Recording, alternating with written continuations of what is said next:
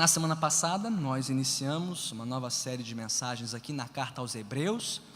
É o nosso propósito estudar todo o livro, capítulo por capítulo, versículo por versículo. Domingo passado só apresentamos a carta, estudamos os primeiros 4 versículos. Então vamos retomar a leitura a partir do versículo 5 de Hebreus capítulo 1 e seguiremos até o versículo 4 do capítulo 2. Abra sua Bíblia comigo então, nesta porção das Escrituras, e ao encontrar o texto, fique de pé comigo em reverência à leitura da palavra do Senhor.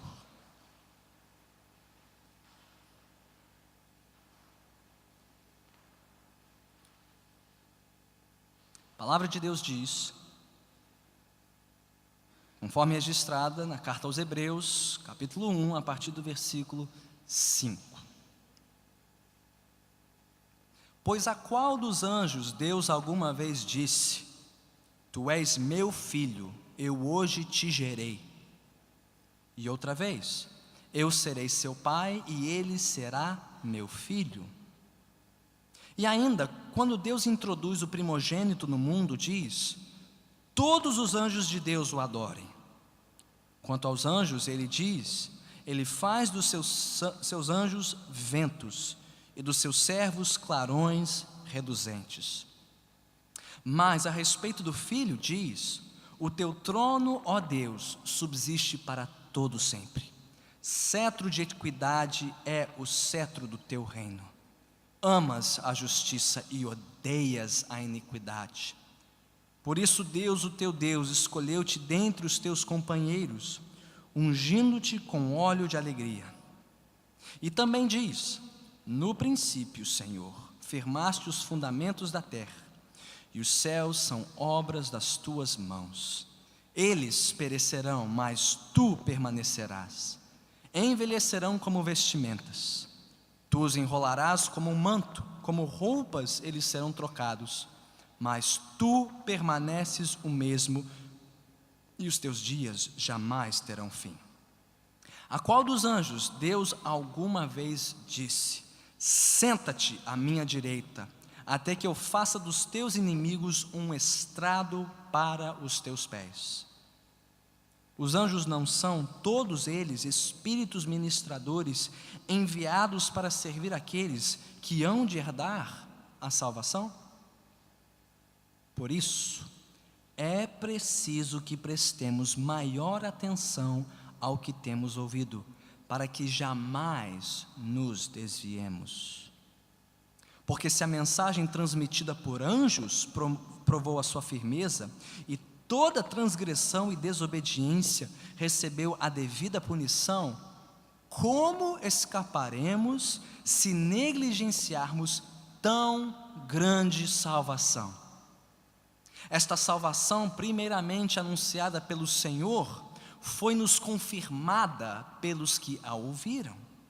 Deus também deu testemunho dela por meio de sinais, maravilhas, diversos milagres e dons do Espírito Santo, distribuídos de acordo com a sua vontade. Louvado seja Deus pela sua santa palavra. Oremos.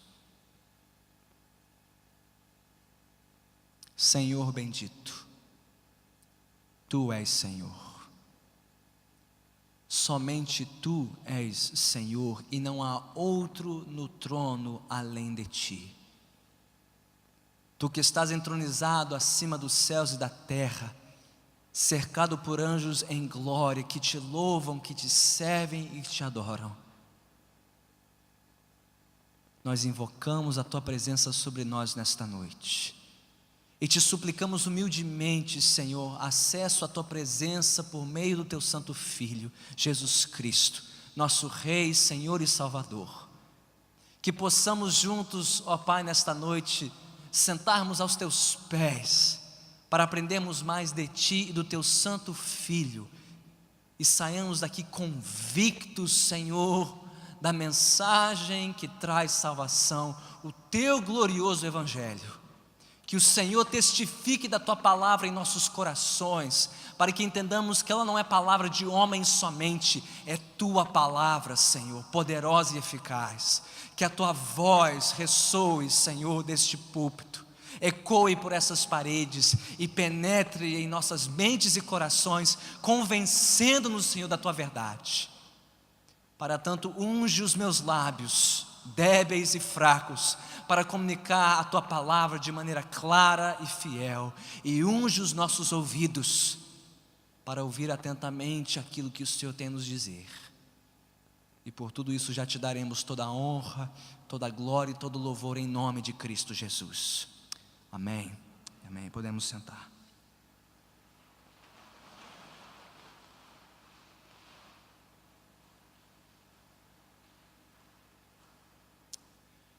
Por que o cristianismo é superior a todas as demais religiões do mundo? Pastor, que pergunta imprópria, inconveniente. Afinal de contas, pastor, nós vivemos no século 21, nós vivemos num mundo globalizado, conectado. Nós vivemos num mundo, pastor, de muitas religiões, de muitos credos, de muitos cultos, em que cada um serve a Deus de uma maneira um pouquinho diferente. Mas, pastor, todos neste mundo sabem que todos os caminhos levam a Deus. Todos eles são iguais. Religião, pastor, é que nem política, cada um tem a sua e não se discute. Quantos já ouviram isso? Talvez um dia você já pensou assim. Ou conhece alguém muito próximo da sua família, do seu círculo de vizinhos, de amigos, que defende esta visão. As religiões do mundo sempre existiram, ou pelo menos existem há muito tempo, muito antes de nós aparecermos nesta terra. Mas no mundo globalizado, onde todos têm acesso ao que acontece em todos os diferentes cantos do mundo, na medida em que essas religiões antigas, embora restritas a outros cantos da terra, como hinduísmo, budismo, islamismo, todo tipo de esoterismo e misticismo, do Extremo Oriente, na medida em que tudo isso se apresenta aos nossos jovens, à próxima geração, muitos cristãos têm se sentido retraídos e até acuados em pregar e defender que Jesus Cristo é o único caminho, a única verdade e a única vida. Cada vez mais, por conta da pressão da nossa cultura global, plural, tolerante, a igreja tem dito, não, Jesus é um caminho, Ele é o nosso caminho, Ele é um dentre muitos caminhos, é um bom caminho, mas quem sou eu para pensar ou dizer que Ele é o único caminho ou o melhor caminho? Infelizmente, esta pressão não tem apenas influenciado pais, mães, jovens e crianças, tem muitos líderes cristãos nesta terra, pastores que de púlpito considerarão que não, nós temos que criar espaço para pessoas de outra religião, temos que ser tolerantes com todos. Este é o novo bordão, temos que ser tolerantes. O tempo é de tolerância religiosa e do politicamente correto. Mas há uma grande arapuca em tudo isso, uma grande armadilha e uma grande incoerência, porque em nome da tolerância, a nossa cultura se torna ou se mostra intolerante a qualquer credo, a qualquer religião que diz ser a única verdade ou o único caminho. Já notaram isso? Como pessoas religiosamente tolerantes se tornam muito intolerantes, bitoladas, intransigentes. Não, todos os caminhos levam a Deus. Quem sou eu, quem é você para dizer o contrário? Então, em nome da tolerância, esta nova religião do século 21 diz que nenhuma religião pode discordar dela. Ninguém pode dizer que só existe um caminho. Os muçulmanos não podem dizer isso, os cristãos, nem os judeus. Mas nós temos que fazer uma pergunta franca, sincera e honesta a estas pessoas, com todo amor. E elas não são pessoas de pouco conhecimento, normalmente são pessoas muito instruídas, são muito inteligentes que pensam assim, mas nós precisamos fazer uma pergunta muito sincera à tribo do politicamente correto e da tolerância religiosa. Com que base ou com que autoridade estas pessoas dizem que todos os caminhos levam a Deus e que todas as religiões são iguais? Uma pergunta simples, não? De onde vem a autoridade para dizer isso? Ah, não, todo mundo sabe isso. Não, quem tem um pouquinho de entendimento, quem tem um pouquinho de cultura sabe, concorda. Ah, então a autoridade e a cultura é o que a maioria pensa, é a razão, mas a razão é infalível? Alguém aqui já cometeu um equívoco de juízo? Alguém? Só eu? Mais alguém? Alguma vez uma cultura se confundiu ou se equivocou de uma maneira ampla? Sim ou não? Olhe para a história. Países inteiros, a Alemanha nazista se equivocou sobre Hitler. Então, a maioria não é prova de nada, a razão não é prova infalível de nada. Com que base a nossa cultura diz que todos os caminhos levam a Deus? Por que a nossa cultura crê, embora não possa provar, que todas as religiões são iguais? Esta é uma religião que carece de autoridade.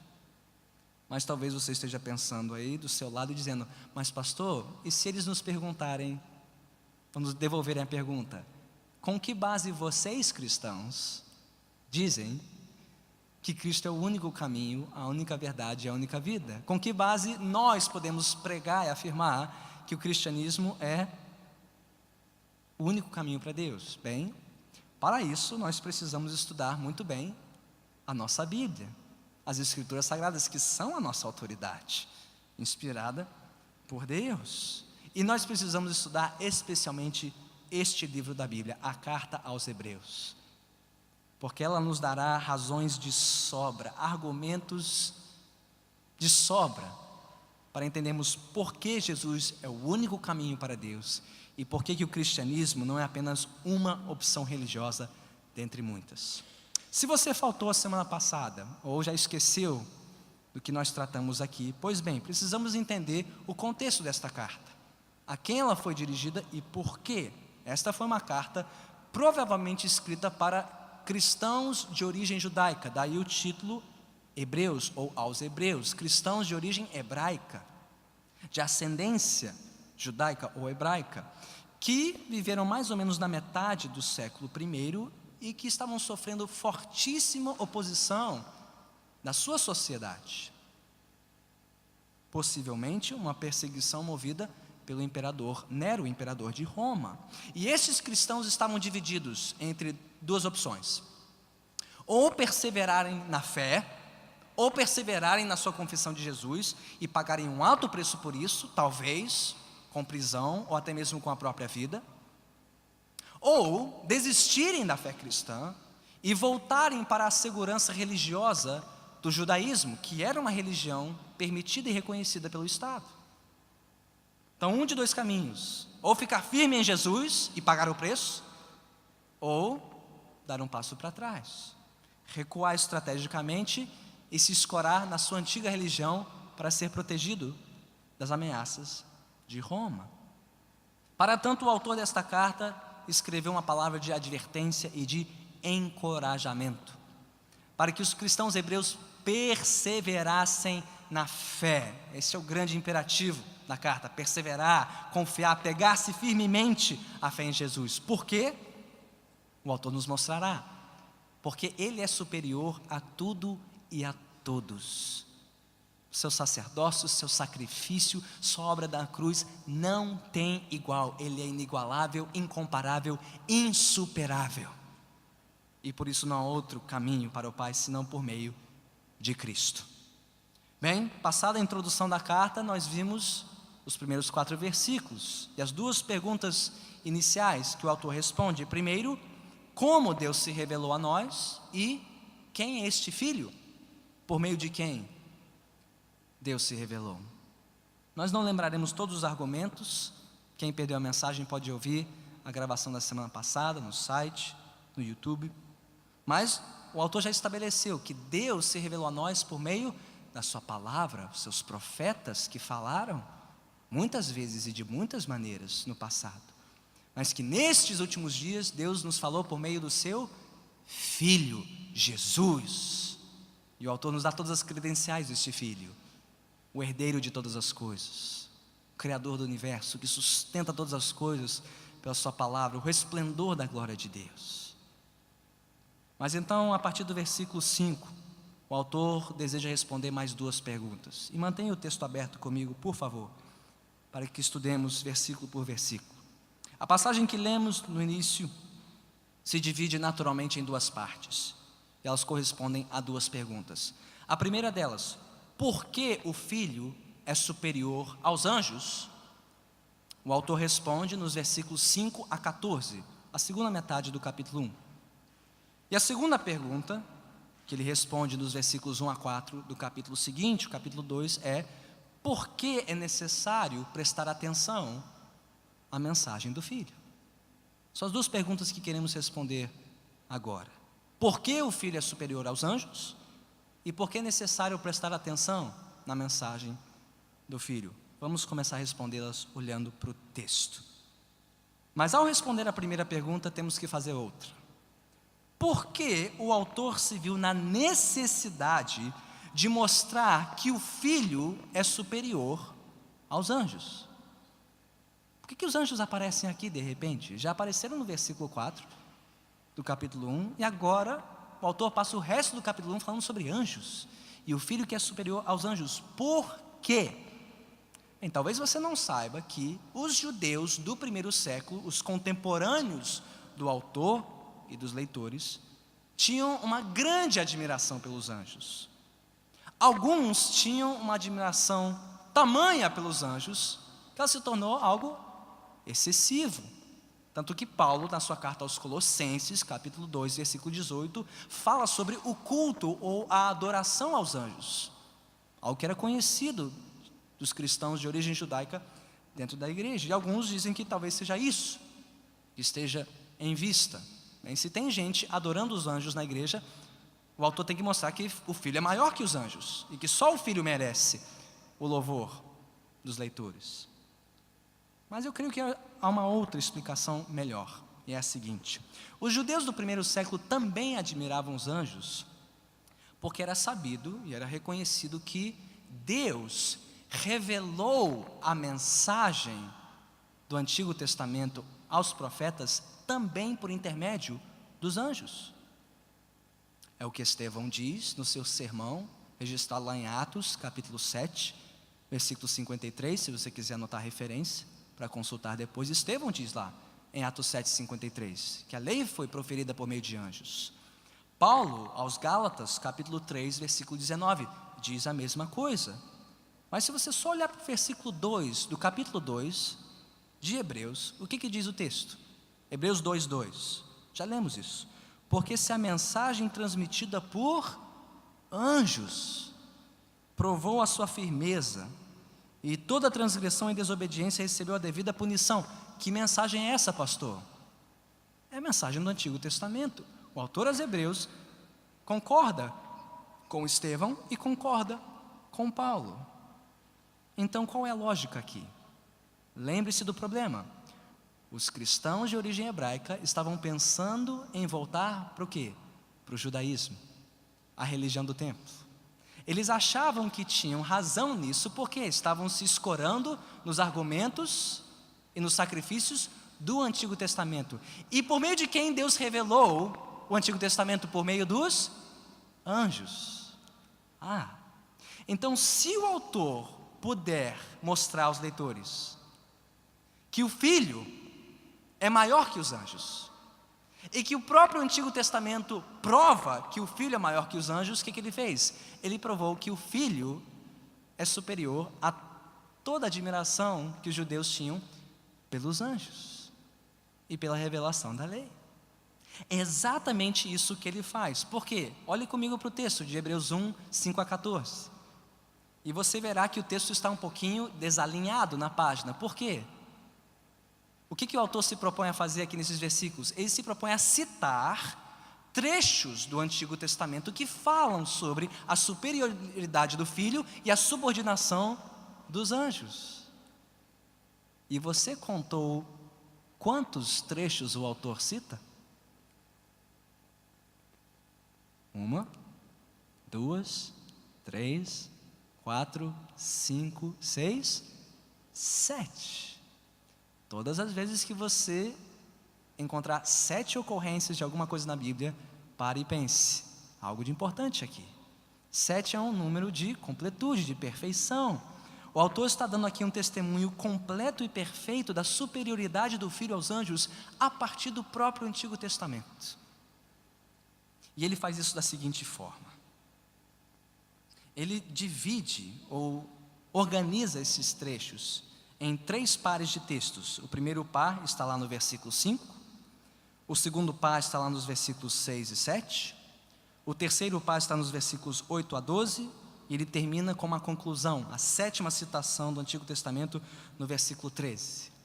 O assunto do primeiro par é o Filho, o assunto do segundo par são os anjos, ele volta para o Filho, no terceiro par, e fecha com o texto mais citado do Antigo Testamento em todo o Novo Testamento, Salmo 110, versículo 1, no versículo 13. É um argumento fechadinho, é uma prova contundente e convincente, que toda admiração que os leitores tinham pelos anjos não se comparava à admiração que eles deveriam ter pelo Filho, que é superior a toda a ordem angelical.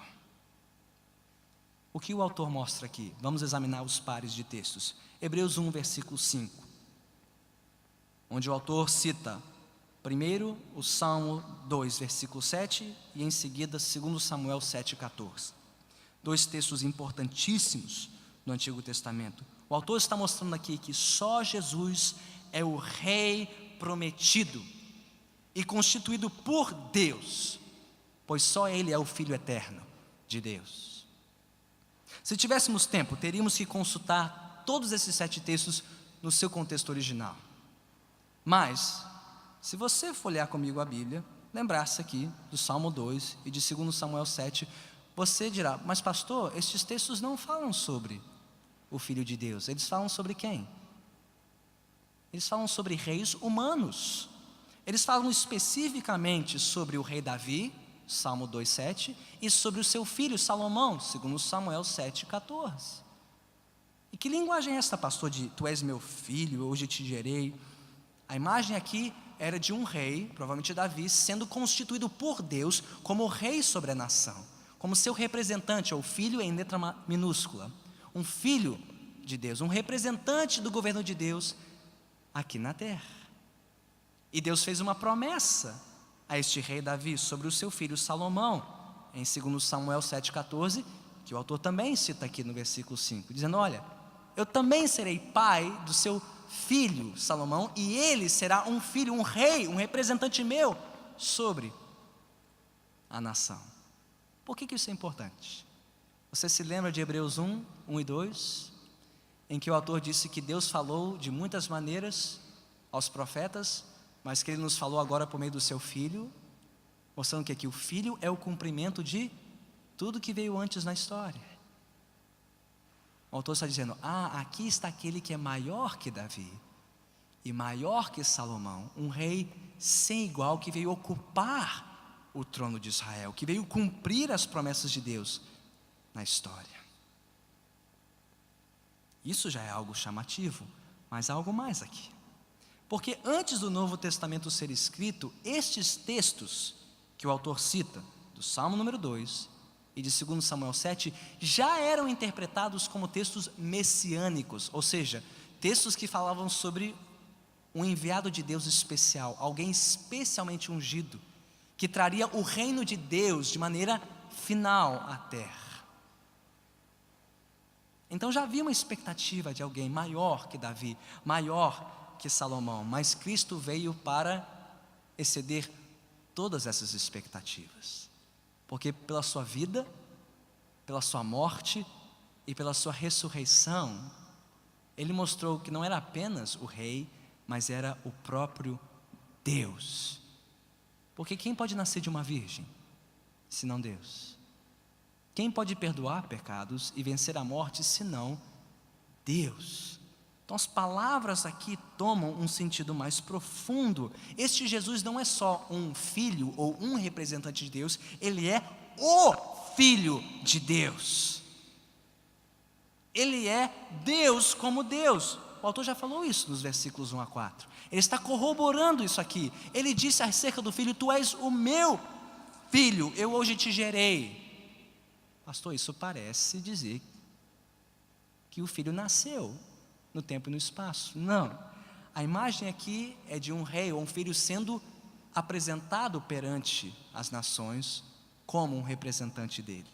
A ideia aqui não é de geração de nascimento, mas de instituição. Deus instituindo o seu rei, seu filho como rei sobre toda a terra, todos os povos. E só ele é merecedor deste título, filho com letra maiúscula. Ele é o rei prometido e só ele é o filho eterno. Ponto. E os anjos? Quem são anjos quando comparados ao filho? Vem o segundo par de textos, versículos 6 e 7. E ainda quando Deus introduz o primogênito no mundo, diz: todos os anjos de Deus o adorem. Quanto aos anjos, ele diz: ele faz dos seus anjos ventos e dos seus servos clarões reluzentes. O contraste não poderia ser maior. Só o Filho é Deus. Os anjos são meras criaturas. Só o Filho é Rei. Os anjos existem para adorar o Rei e servir ao Rei. Eles estão em subordinação, tanto na sua essência, como na sua ação, àquele que é o Filho de Deus, o Rei de toda a terra, o Senhor Jesus Cristo. Portanto, toda reverência e adoração aos anjos deve necessariamente ser reconduzida ao Filho, que é o Rei, sem igual. Ora, isso não é só uma conclusão das passagens citadas. Você pode lembrar comigo dos evangelhos? Quem anunciou a chegada de Jesus a Maria? Um anjo, Gabriel. Quem visitou José em sonho para falar sobre o filho de Maria? O anjo Gabriel. Na noite em que ele nasceu, na cidade de Belém, os pastores no campo foram avisados por quem? Por um coro de anjos em glória que adoraram o Redentor.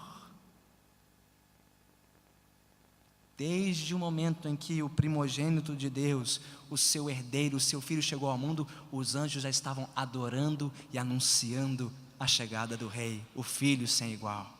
Mas não pare aí. Olhe para a vida de Jesus. Quando ele terminou de ser tentado no deserto pelo diabo, diz Mateus 4,11 que ao final anjos vieram e o assistiram. Às vésperas da sua crucificação no jardim do Getsêmani, quando o filho agonizava diante da sua traição e morte iminente, diz Lucas 22:43 que anjos vieram e fortaleceram o Senhor Jesus. E quando da sua ressurreição, quem estava lá na porta do túmulo vazio para anunciar que Jesus havia ressuscitado dos mortos? Anjos também. Eles estão por toda parte servindo o Rei, adorando o Rei, anunciando as glórias do Rei. Eles reconhecem que não merecem a adoração do povo. Eles reconhecem que só há um. Ora, isso seria prova convincente? O autor quer mostrar mais. No terceiro par de textos, os versículos 8 a 12. Ele cita outro salmo messiânico, o Salmo 45, nos versículos 8 e 9, para falar de um reinado justo, de um reinado ungido, de um reinado que duraria para todo sempre. De novo, Salmo 45 fala de um rei de Israel, um ser humano, mas cujo reinado representaria o domínio de Deus na terra. O autor dos Hebreus está dizendo: chegou este rei, é o Filho de Deus, Jesus Cristo, que veio reinar sobre toda a terra, para todo sempre, com justiça e equidade. E aí o que ele faz no restante do texto é maravilhoso. Ele diz: este reinado existe desde a criação e continuará para todo sempre. Versículos 10 a 12, ele cita o Salmo 102, mostrando que o reino deste Senhor é desde a criação, é desde a fundação da terra. E quando ele cita o Salmo 110, no versículo 13, ele diz: o dia virá, quando o Pai entregará tudo em suas mãos, Ele sentará à direita do Pai e todos os seus inimigos serão colocados como estrado para os seus pés. Veja a visão ampla e gloriosa que o autor quer que os seus leitores tenham. Jesus é o Filho de Deus, é o Rei de eternidade em eternidade, do início ao fim da história, da criação à consumação. E anjos servem este Rei, eles adoram este Rei, e nós devemos fazer o mesmo. Não só isso, versículo 14, traz uma revelação adicional. Hebreus 1,14. Os anjos, pergunta o autor, não são todos eles espíritos ministradores enviados para servir àqueles que hão de herdar a salvação? Duas coisas surpreendentes aqui. O autor até aqui só falou do serviço que os anjos prestam ao Filho. Agora ele fala sobre o quê? O serviço que os anjos prestam a quem? A nós, a mim, a você, que creu no Evangelho, que se rendeu ao Rei, que um dia herdará a salvação. Estes anjos existem para servir a nós. São ministros do Rei para nos proteger, para nos guardar, para nos conduzir. Esta é uma surpresa. E é uma segunda. Até aqui não se falou nada sobre a intenção deste Rei para salvar. Mas no início da carta sim, versículos 3 e 4. Depois de ter feito purificação dos pecados, Ele se assentou na majestade, à direita da majestade. O Rei veio sangrar por mim e por você. O Rei veio se derramar em sacrifício por mim e por você. Nós é que fomos feitos herdeiros da salvação. Os anjos, não. Eles podem ser maiores que nós em conhecimento, em glória, mas o nosso destino, preste bem atenção, o nosso destino será maior que o dos anjos. Que coisa gloriosa! Pensar que Miguel e Gabriel existem para ajudar a mim e a você para chegar no céu. Essa é a sua segunda missão. A primeira é glorificar o Filho, a segunda, conduzir os filhos do Filho à glória. Agora eu preciso perguntar a todos aqui, porque isso é extraordinário. Alguém aqui conhece algum rei, algum senhor, algum regente maior que o Filho de Deus? Você poderia me mostrar, ao longo de toda a história humana, você poderia me apresentar alguém vivo hoje que se compara à glória do Filho de Deus? Alguém que pode ser chamado de Filho de Deus com todas as letras, a quem os anjos adoram em glória. Mostre-me este Rei, mostre-me este Senhor e eu o adorarei. Mas você não achará, porque não existe outro. Nem na história, nem nos céus, nem na terra. E se você tem dúvida, pergunte aos anjos. Pergunte a Miguel e a Gabriel, e eles responderão a mesma coisa. Não existe, não há outro, nem Satanás é digno da glória que pertence ao Filho.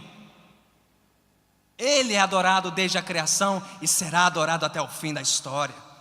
Nós servimos a Ele, e você deve fazer o mesmo. Você deve fazer o mesmo. Só existe um Rei, um Filho, que veio trazer o reino de Deus e que veio nos tornar herdeiros com Ele de tão grande salvação. Mostre-me não somente alguém comparável ao Filho em poder, mostre-me alguém comparável ao Filho em amor, em misericórdia por pecadores rebeldes, servos que só merecem a condenação deste Rei. E os anjos, eles têm a missão de nos ajudar a chegarmos ao fim da nossa jornada e completarmos a carreira e recebermos a herança da salvação. Mostre-me outro Rei como esse e eu adorarei. Mas não há outro. E mais, alguém aqui conhece um privilégio maior, algum prazer maior neste mundo e nesta vida do que adorar e servir o Filho de Deus? Alguém? Me diga qual é, e eu correrei atrás deste prazer. Mas não há. Os anjos te dirão que não há. Se Miguel e Gabriel estivessem aqui, à minha direita e à minha esquerda, eles te diriam: não existe prazer maior. Não existe outro propósito para viver, a não ser adorar e servir o Filho de Deus. Então rendam-se. Se eles estivessem aqui pregando hoje no meu lugar, eles poderiam dizer, mas já que eles não podem, eu estou aqui para dizer: renda-se ao Rei, renda-se ao Filho, adore-o, sirva-o, lance-se aos seus pés. Porque os anjos já estão fazendo aí isso desde a eternidade e o farão até o fim. E você pode conhecer esse privilégio hoje. A Bíblia diz mais que haverá grande celebração nos céus nesta noite por um só pecador que se lança aos pés do Rei. Então ouça o Rei chamando hoje: venha e renda-se a mim. Não há outro. E não há honra maior, não há privilégio maior nesta vida do que fazer o que os anjos já fazem: adorar e servir o Filho de Deus. Que privilégio, que prazer, que honra, que responsabilidade.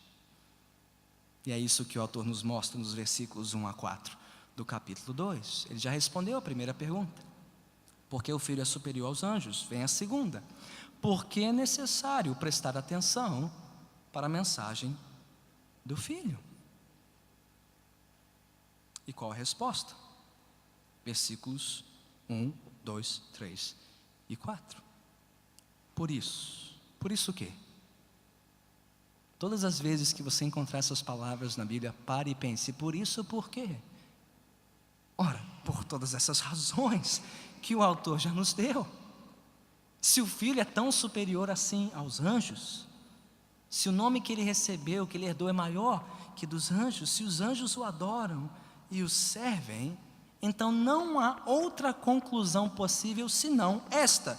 Hebreus 2, versículo 1 é a chave do texto. É o mandamento, é a ordem. Por isso, é preciso que prestemos maior atenção ao que temos ouvido, para que jamais nos desviemos. Ora, se você chegar amanhã no seu trabalho e encontrar no seu escaninho ou na sua caixa de e-mail uma mensagem dirigida a você pelo seu chefe, o que você faz com esta mensagem? Você apaga? Diz: eu vou ler mais tarde na semana quando eu tiver tempo. O que você faz? Você corre para essa mensagem, você quer saber exatamente tudo que o chefe tem a te dizer. E talvez, com muito cuidado, entender todas as palavras e ordens dentro daquele recado. Ou, se você recebe um recado da paixão da sua vida, um recadinho, um bilhete de amor, o que você faz com aquilo? Mais um. Vou guardar lá na caixa, leio depois. O que você faz? Você se debruça sobre esse recado, você lê cada palavra, cada frase, o que ela quis dizer com isso, o que ele quis dizer com essa expressão, sim ou não? O Rei falou. Deus nos falou por meio do Filho. É hora de prestar muita atenção. Toda atenção a tudo que Ele tem a nos dizer. Por isso, é preciso que prestemos maior, ou poderíamos expressar melhor, original, toda a atenção possível, toda a atenção necessária ao que temos ouvido, para que jamais nos desviemos. A palavra aqui original é extremamente significativa. Quando o autor fala sobre desviar-se da palavra, ele não está falando apenas de um viajante que se desvia de uma rota. Ele está falando, a imagem aqui original é de um barco atracado num porto, mas que por descuido vê sua corda sendo desamarrada do porto ou afrouxada, de maneira que ele não está mais preso ao porto e começa a ser levado pela correnteza. Ele é desviado, ele está à deriva e pronto para ser arrastado para onde a água levar. O que o autor está dizendo aqui? Aqueles que não prestam atenção à pregação. Alô? Todos estão ouvindo?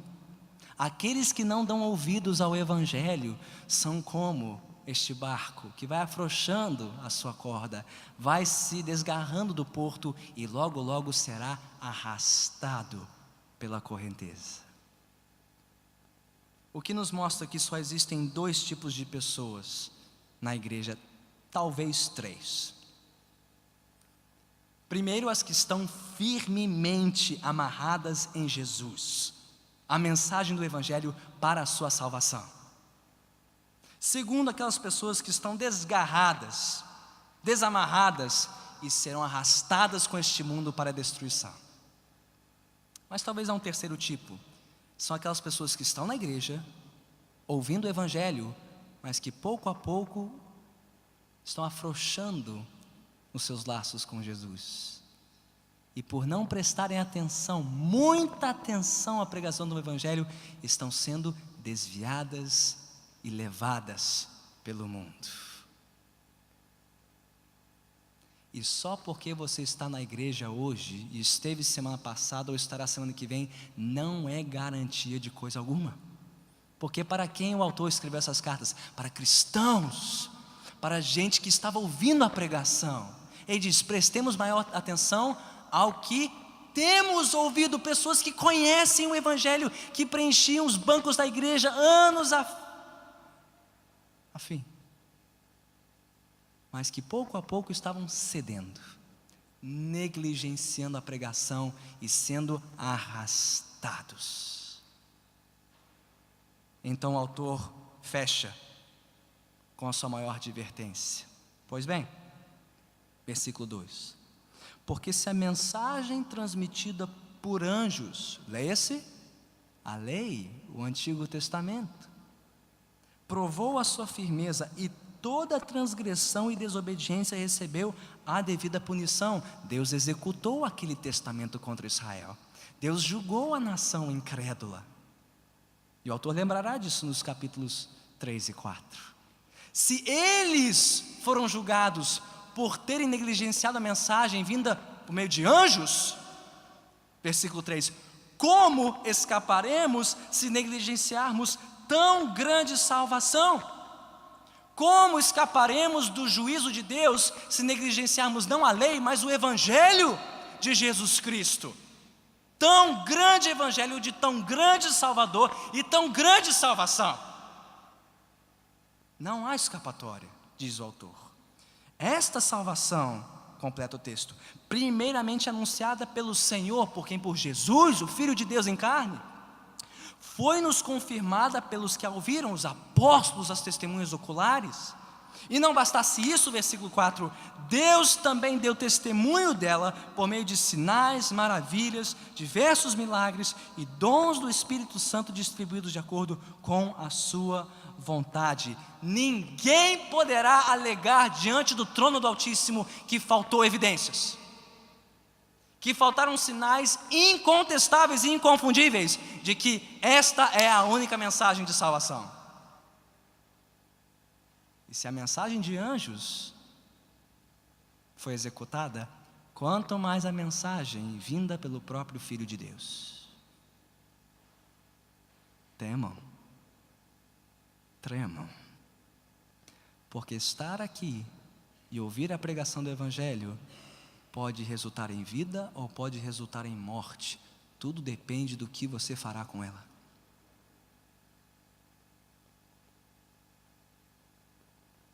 Deus já julgou no passado os que rejeitaram a sua mensagem por meio de anjos. Ele julgará de novo os que a ouviram, negligenciaram e afrouxaram a sua corda. Porque o cetro dele é um cetro de equidade e justiça que dura para sempre, e ele subjugará todos os seus inimigos um dia. Portanto, todos neste salão hoje, que já ouviram o Evangelho e que estão ouvindo o Evangelho hoje novamente, Todos aqui estão dando a devida atenção à mensagem do rei. Todos estão prestando a devida atenção no que o rei tem a dizer e na oferta que ele tem a nos fazer. Uma oferta de grande salvação. E a sua vida está ancorada, amarrada neste porto seguro que é Jesus, para resistir às marés e às correntezas deste mundo que querem te afastar dele. Ou a sua corda está afrouxando, e na sua mente, no seu coração, você se vê tragado, levado para o mundo, para a sua destruição. Ou você está amarrado no Filho para a sua salvação, ou você está desamarrado dele para a sua destruição, ou talvez você já esteve mais firme em Jesus, como os hebreus, mas pouco a pouco a sua confiança no Evangelho foi minada e tragada. Preste mais atenção no Evangelho, olhe mais para o Filho, ouça mais o Filho e não este mundo, adore e sirva somente o Filho. Não é só o que eu te digo, não é só o que a carta aos Hebreus te diz. Todos os anjos poderiam dar testemunho disso hoje aqui. Ouçam o Filho. E se você ainda não renunciou à sua lealdade a este mundo, se você nunca assumiu um compromisso com Cristo, nunca rendeu a sua vida a Jesus, independente de ter frequentado uma igreja ou não, de se considerar religioso ou não, a pergunta é: você já rendeu a sua vida a Cristo, ao Rei, ao Filho adorado por anjos? E se não, o que está te amarrando a este mundo? O que está te prendendo neste mundo?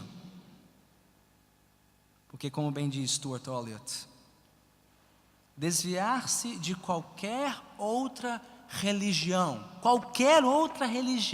e eu poderia abrir um parêntese aqui e dizer, desviar-se de qualquer outra filosofia ou tradição, é abandonar ideias humanas, ideias de homens. Mas abandonar o Evangelho é se rebelar contra o próprio Deus.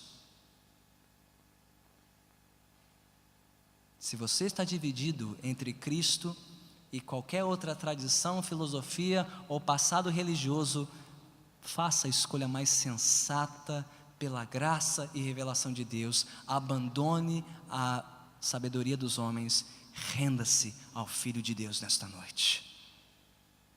Porque só Ele pode nos salvar, só Ele pode nos trazer grande salvação. Mas se você rejeitá-lo, se você continuar afrontando a glória do Filho, saiba que a sua rebeldia não ficará impune. Então renda-se logo. Meus irmãos, em um mundo globalizado, plural, tolerante, em que muitas vozes competem pela nossa atenção e pela nossa lealdade, só existe um que merece toda a nossa atenção, toda a nossa confiança, toda a nossa lealdade. Quem é Ele? É Cristo, é o Filho de Deus, muito superior aos anjos, o único que veio reinar e que reinará eternamente com justiça e equidade, e que pode nos fazer herdeiros de tão grande salvação. E por ser quem Ele é, e por ter nos revelado o seu glorioso Evangelho, este Filho de Deus merece não só a sua atenção e a da sua família e desta igreja, Ele merece a atenção do mundo todo. Então vá e pregue o Evangelho com coragem, com ousadia, no poder e na autoridade do nome de Jesus Cristo, Filho de Deus, que vive e reina para todo sempre. Porque não há outro nome pelo qual importa que os homens sejam salvos. E ao pregar o Evangelho, ao anunciar as boas novas do Filho, Deus trará os seus eleitos, Deus abrirá os ouvidos dos surdos, Deus dará visão aos cegos, Deus salvará os perdidos, pela sua graça e para o louvor da sua glória. Vamos orar.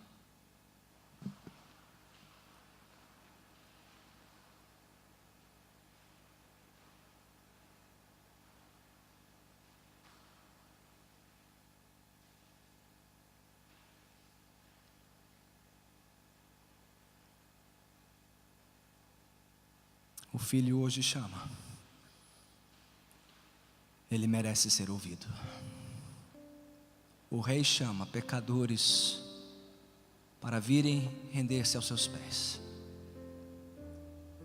com todo olho fechado, toda cabeça curvada.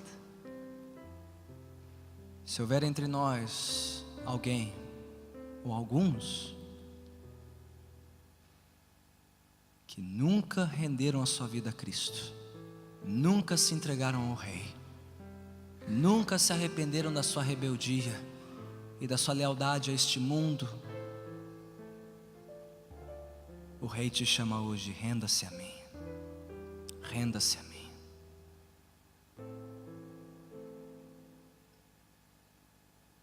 Se este for o seu caso, no seu lugar, faça a seguinte oração comigo: Senhor Jesus, eu me rendo a Ti. Senhor Jesus, recebe-me, um miserável pecador. Senhor Jesus, perdoe-me e faze de mim um herdeiro da Tua salvação. Senhor Jesus, que hoje haja grande alegria nos céus e grande regozijo entre os anjos por cada um destes pecadores que se arrepende pela Tua graça. Mas Senhor, se nós os salvos não temos dado a devida atenção ao Filho, se nós os salvos temos nos desviado e negligenciado a nossa salvação, perdoe-nos, Senhor, perdoe-nos nossa loucura, nossa insensatez, nossa omissão. Volta os nossos ouvidos novamente para Ti, Senhor, para que ouçamos as palavras de vida eterna. Só o Senhor tem palavras de vida eterna. Só o Senhor e nenhum outro. Tu, cuja glória é cantada nos céus por anjos em milhares e milhares, sê Tu exaltado na terra nesta noite, Senhor. Sê Tu exaltado aqui entre nós. Volta-nos para Ti, Senhor, volta-nos para Ti. Guarda-nos, Senhor, pelo Teu poder. Amarra-nos a Cristo. Guarde-nos, Senhor, pelo poder do Teu Filho Jesus, aquele que reina desde a criação, reina hoje à Tua direita, ó Pai, e um dia voltará para julgar os vivos e os mortos. Ó Senhor, que aguardemos a Sua volta com ardente expectativa e com coragem anunciemos este mundo perdido que só Jesus salva, só Ele é o caminho, só Ele é a verdade, só Ele é a vida e não há outro, e não há outro. Ó Senhor, salve-os da nossa casa, salve-os, Senhor, familiares, amigos, vizinhos, colegas que ainda não se renderam a Ti. Usa-nos como instrumentos corajosos e fiéis em Tuas mãos para anunciar tão grande salvação e dar-lhes um santo temor e tremor para que venham a Ti e se rendam aos Teus pés. E por tudo isso já Te daremos toda a honra, toda a glória e todo o louvor em nome de Cristo Jesus. Que todos que assim concordam digam amém.